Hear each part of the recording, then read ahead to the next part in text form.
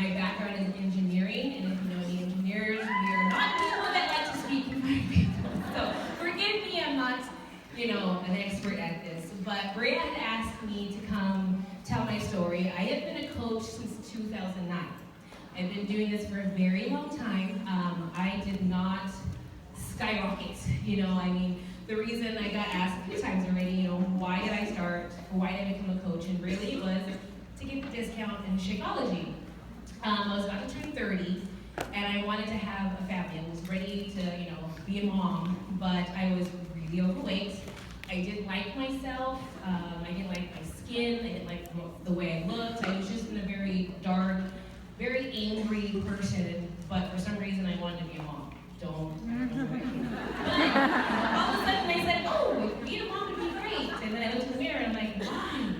But I knew that I wasn't in a good place, and so I didn't know where to start. And I have been a Beachbody customer for a very long time. I bought P90 in 2002. I bought Hip Hop Abs. I bought Turbo Jam. I was an infomercial queen. My roommates used to make fun of me because basically I would sit in my house all night long, never sleep, and watch infomercials. So I bought everything that I saw on a credit card. So that was about a debt that I built up. But I got an email about Insanity, and I was already in love with Shaun T, because who wasn't in love with Shaun T? And anyways, it was this crazy workout called Insanity, and it just the epiphany that happens, that is the one that's going to help me lose this weight so that I can be a mom. So I bought it. Well, I lied. I didn't buy it. My mom bought it for me because I didn't have the money to pay for it. And it was my birthday. I was like, this is what I want for my birthday. So she thought I was crazy. But she bought it for me. And then I started getting into Facebook, and I kept getting emails about Shakeology, and I'm like, these people are crazy because that is crazy expensive. I can just go to Walmart and get a shake. I don't know why you want me to spend all this money. But I got into a Facebook group just to find out what the hype was, and this girl friended me, sent me a friend request, say, hey, I'd love to meet other people who drink Shakeology. What's your favorite recipe? And I was like, I don't drink it. I just wanted to see what everybody was talking about to see if it was worth it. And then she started telling me about how amazing it was, and it did this, and it did that. And I was like, it's still really expensive. So she's like, hey, you can be a coach, and then you can get, just 25% off. I was like, you're crazy. I can't be as consistent and be motivating like you. That's exactly, I actually went back through my messages and I found that message, and I think it's funny because that's how I got here, it's because I'm consistent. But that was my thought, and you think about it, how many times do you talk to somebody and they tell you the exact same thing? I cannot be motivating, I'm overweight, I can't be a coach, because we really don't know what it means. We think being a coach, if you don't know what a coach is, having a six-pack and being perfect and eating rice cakes and, that's what, my impression of, and it never worked out consistently. I would go to the gym and stand there and feel like an idiot and then go on the treadmill because that's the only thing I knew how to do. So I didn't think I was going to do it. But then the funny part is, she goes, well, we don't have packets yet. They don't come out yet. But I can send you a little baggie and you can try it. I was like, wait, this one girl from Texas wants to send me a baggie of powder stuff in the mail that I met in a group on Facebook. I really thank you very much. I like it. And I was like, you know what? I got paid. I'll just buy it and I'll just try it. And if I don't like it, I'll send it back. Because since I had been a Beachbody customer for so long, I knew they were really, really good at returning things. I had returned stuff before. The customer service, especially then, was amazing. So I was like, I'll just buy it. I fell in love with it. I'm sure a lot of people, some people don't the first time. I did. I tasted like Mrs. Peanut Butter Cups. And so I was like, okay, so I sent her a message back, and okay, I need this discount because there's no way that I can afford this, what I paid. I said I was an engineer. I graduated from the University of Arizona with an engineering math degree and a minor in computer science. So with all those nice fancy titles, I was still broke as hell. I was living paycheck to paycheck. I was with my husband. We were married, and he has a Bachelor of Science in Business Administration, and we were still living paycheck to paycheck because we had really awesome student loans and credit card debt. And back then in America, and remember I'm not there in Canada, they were giving giving home loans out to everybody that could breathe. So somebody with a horrible credit score and didn't have a really good job, they gave me a home. I gave me a home loan, so I was barely making it. So I was like, I need this discount because I was already getting results from Shakeology, from Insanity. I was doing really good. People were telling me how good I was looking, like this was gonna help me. So I was like, but I'm not gonna sell anything, ever. Like, I have a real job.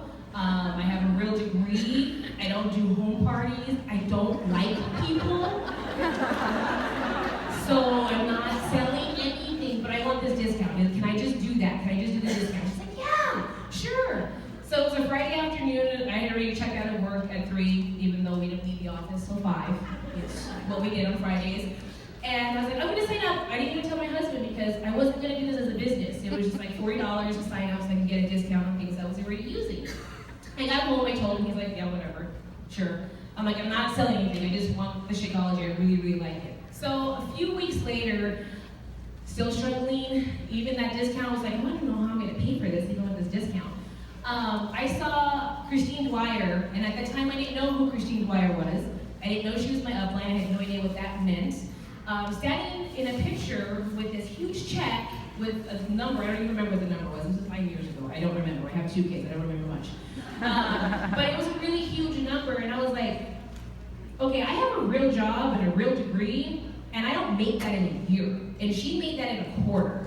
So I had another epiphany. I was like, me and my husband always talked about when we did have children that I would stay home. We both had moms that worked, and I was fortunate that I was taken care of by my aunts and family. He had babysitters, here and there. So we didn't want that. We just always knew when we had children that I would stay home. I wanted to stay home. I felt that was what I was meant for, or whatever. But there's no way we could do that. With no children and 2 incomes, we still couldn't afford stuff. I got really good at robbing Peter to pay Paul. Like, I had spreadsheets to figure out what bill to pay and who I could not pay this month so that we could get groceries. I was really good at that. I'm an engineer. That's how my brain works. But, so I was like, we knew that I couldn't stay home. But when I saw that, I was like, yes, I figured it out. And I was back in the little office area that we had, and he was in the living room watching TV. And I'm like, I figured it out. He was like, what the hell are you talking about?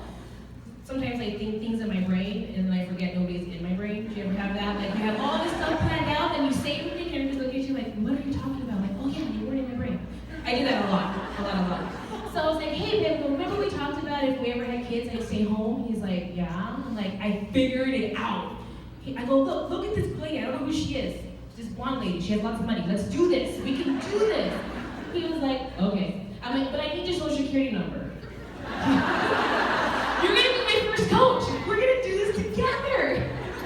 He was like, okay. I have it memorized now, so I don't have to ask him. And so I signed him up, but I had no idea what I was doing.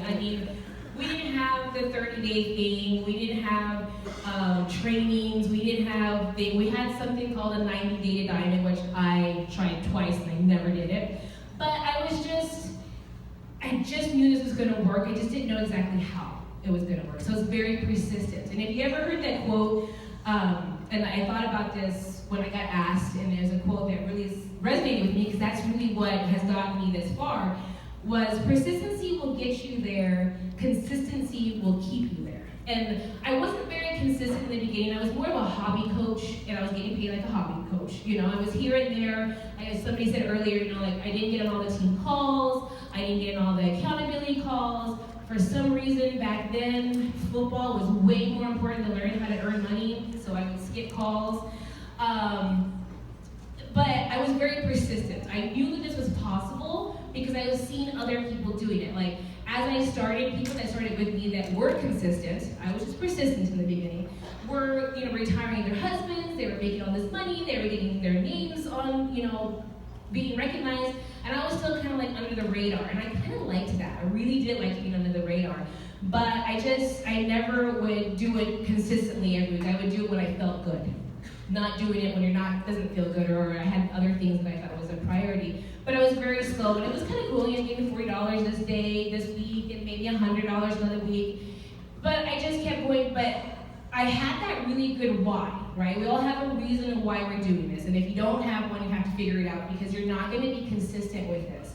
You're not going to do it when you don't want to do it. You're not going to do it when it hurts. You're not going to do it when your friends tell you you're crazy or when coach leaves you or you feel disappointed or anything like. Unless you have a really, really good reason, you have a really good hunger for why you want this done. And I had that, but I didn't have a deadline. I knew I wanted to use this business to first look good, because I wanted to lose all the weight, and to be able to stay home with my kids. But I didn't have any kids, and I wasn't even pregnant. So it was just kind of like this far away thing that, yes, I want this, but ooh, let's go over here. I don't want to go in that training. And I didn't do personal development because, in my opinion back then, personal development was like a kumbaya thing. And I'm like, I don't need that. Hello, I just do it. I didn't realize I didn't understand it. But I got pregnant in September 2010 with my daughter. And then I had a deadline. And I was like, oh, I got 9 months to cover my full-time job so I don't have to go back to go to daycare because I didn't want her to go to daycare. And that's when I started really, really getting consistent. This is, like I said, my daughter got pregnant in 2010, September 2010 when I found out, which scared me, even though I knew that's what I wanted, I was still scared. But that's when I started getting on the calls. I was being consistent. We actually had what was called at that time a power hour.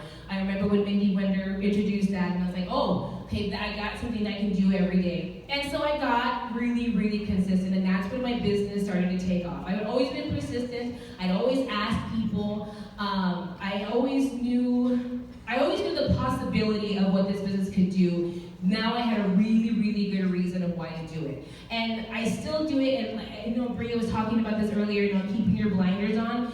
If I didn't keep my blinders on, or if I kept comparing myself to what other people did, because there's a lot of coaches that everybody knows who their names are that started at the same time as me, but I just never really compared myself. I just knew I was going to do it on my own somehow. And that, I think, helped me not ever be down on myself, because I didn't rise to the top in 2 years, I didn't hit elite in the 2 years, I didn't do all this stuff, but I had a really good reason to keep being consistent, whether anybody recognized me or not. I wanted to be able to stay home. So, like I said, I got consistent, I did my power hours, I was inviting people, I started getting into personal development, I realized that it wasn't all kumbaya, and sometimes that kumbaya is what we need, though, to get up in the morning. So I sing kumbaya every morning now to make myself feel good. So like I said, I had my daughter. I did go back to work. I was very lucky. I was very fortunate. My company actually made a position for me, so I could go back 2 days in the office and 1 day at home. But my heart wasn't there. I had always been good at programming, but I never had a passion for it. If you ever meet other programmers or web developers, they had to go, even after they work, they would go home and do more stuff. I didn't. I went home and watched the commercials and bought workout videos. So I was good at it, but I didn't have a passion. And then I found my passion in this, and I really wasn't that good at it, but I learned to get better. Like I said, there's YouTube videos, there was stuff in our back office. Like, to ever say, that your upline wasn't there, your upline didn't do something for you, really isn't an excuse, because I have an amazing upline mentors, but I didn't have any direct connections with them. My upline, I love her that she introduced me to this, but she had other goals that she wasn't on all the time. But I didn't let that stop me from all the information that Beachbody gave us, all the stuff that was on YouTube, trying to figure out how to do this. And that's what you have to do. You have to realize that you have to take responsibility for what you want, not what somebody's going to give it to you or wait for somebody to give you anything, because I found out nobody's going to give you anything. I graduated from the U of A with an engineering degree, and I thought I was hot shit, because I was like, oh, making $50,000 a year right out of college, and then 2 months later, they laid me off in an email. So, right then, very early on, I realized that nobody's going to give you anything as much as how hard you work for somebody else. It's really about their bottom line. So I learned off really, really quick, and so I think that's had helped me to, no matter what anybody gave me or the trainings or whatever that was actually given to me, I had to go out and go do something. And that is why I've been able to keep going this long, and earn the income that I have and create the life that I do now, which it would never happen if somebody didn't ask me how do you make your Shakeology? So don't be afraid to ask people that, because like they said, you never know the impact you can make just by inviting somebody. So I went to work for a couple days a week, and then I got pregnant with my son 2.5 years later, and I stayed in that too, even though I hated it, I still stayed part-time. Like Arnold said, I got comfortable. I was still making a really good income with Beachbody, but I still had my foot over here. Like, just in case anything happened, I was still keeping this going. But I wasn't happy. But when my son was born, I was like, okay. And I kind of got stagnant because I was still keeping that foot over here. I hadn't gone 100% on this side to Beachbody. So I just kind of got, nothing, breaking dancing wasn't happy. I was kind of like not really sharing a lot of my story. It was really just going, it was flatline. And I started not being consistent in getting on team calls and all that stuff. And I remember coming out of Summit and I sent one of my uplines, I was like, hey, I'm ready to really do this. And I'm pretty sure she heard that a lot from a lot of people. I wrote this whole long email about what I wanted and what I gotta do. She wrote me back, she said, did you listen to this call? And I was like, no. So she wrote me back, go listen to it. And I got mad, I was like, hey, I've been doing this for so long, shouldn't somebody like hug me and coddle me and tell me what I have to do and this and this? All she did was tell me to go listen to a call. But I didn't earn that, and honestly, like, I think a lot of times if they give you too much, it makes it too easy, you kind of lose your drive and your hunger to get something. So I went to listen to that call, and I wrote down everything that she said in that call, and by actually implementing it, like not just planning it out, doing the execution of everything that she said, then that's when my business went whoop, and I went and made elite. And then a year after that, I entered the Millionaire Club, so I had earned a cumulative of $1 million doing this. And I quit my job, and now I became a stay-at-home mom, a complete stay-at-home mom. We paid off all our credit card debt that I used in all those infomercials, and our student loans. And we really did really good, and I still had that drive, and we had one goal left to do, is to get our dream house. And then last year in June, we got our dream house. It's over 5,000 square feet. This little girl from a small town called Parker, Arizona. My family of migrant workers or house cleaners. I had all these nice accolades. I was 2-time elite. I had a dream house. I was a stay-at-home mom. I had all my goals, but then I got comfortable again. And I forgot to make new goals. And I got the dream house, and I was like, I just wasn't being consistent again. Remember that email, that call I called, was she told me about the core activities. I stopped doing that because all of a sudden I thought, hey, I made it. I'm this thing. Everybody should be coming to me. I don't have to keep doing the hard work. I don't have to keep hustling to get my story out, because everybody should just know Teresa Hansen made it. But that's not how it works. And I got comfortable, and I stopped working, and I stopped hustling. And guess what? After 43 months of being in Success Club, I didn't. July, I came back from Summit, and I had only helped one person that month. And I didn't even help that person that month. There was a lead that ordered something. And I was devastated. I cried to my team. I was like, what happened? Like, how does this happen? And what happened was I stopped hustling. I got too comfortable in what I did. I stopped doing my core activities. I stopped being persistent with inviting people and sharing my story, and just thinking just because you get up here doesn't mean you stop working. Doesn't mean you start inviting people. And so that's what I did. I went back, and I was like, a lot of things have happened last year. A lot of coaches are blaming other things about their business going bad, or they were losing money. I realized that it was my actions that did that. So I got back to the basics. I forgot what my accolades were, my titles were, my goals were. I made a new goal, had a new passion, and I went back to hustling. And the amazing thing about it, you guys, our hustle is helping people. It's changing lives. What better hustle is that? We all have to hustle. Life is a hustle. You have to pay bills, you have to feed people, you have to feed yourself. You have to hustle to live, but our hustle is changing people's lives. You can't beat that. That's the most amazing thing in the world. So we had to get back to the basics, and got back in there and started working all over again, had a new passion, started, really remembering the core activities, the core reason why we did this. Like, it's great that I have this $5,000 square foot house, but if I'm not helping anybody else anymore and thinking people need to come to me, then it's empty. And having to get back to my priorities and why I was doing this. If I kept just sitting around waiting for somebody to come to me to help them, then I probably end up having to go somewhere else or go find a different job and not be with my kids whenever I want to be, and go to their school and have lunch with them and do all that stuff. So I had to get back to the ground running and get back to the basics and remember that it's about helping other people. And that's what we have to remember. And it's not about comparing yourself, and it's to other people, and the reason Bria had asked me here is because I've been doing this for so long, and I didn't rise to the top like everybody else, other people that we hear about constantly, and to let you guys know that it's okay if in 2 years you didn't hit elite.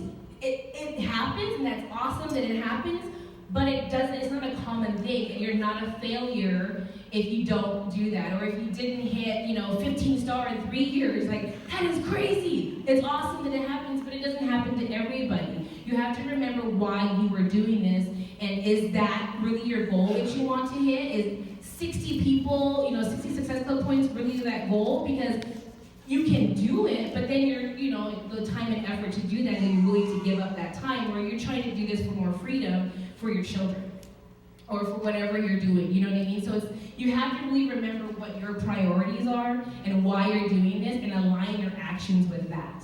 And it doesn't matter what the next person did, or maybe somebody signed up the same day as you, and all of a sudden, like, they signed up the same day, they're already diamond in 90 days, and I only have one person that joined my team, and it was my husband.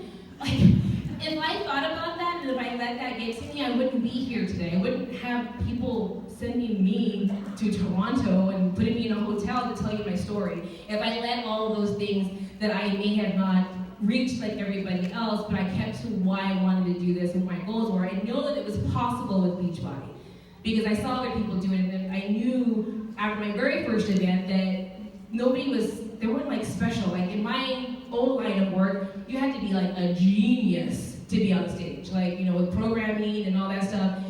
And here it's just a normal person who just cares about other people and had a really good goal and wanted to take care of their family.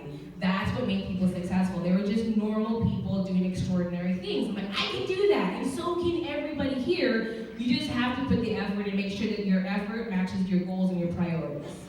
So that's my story. Woo!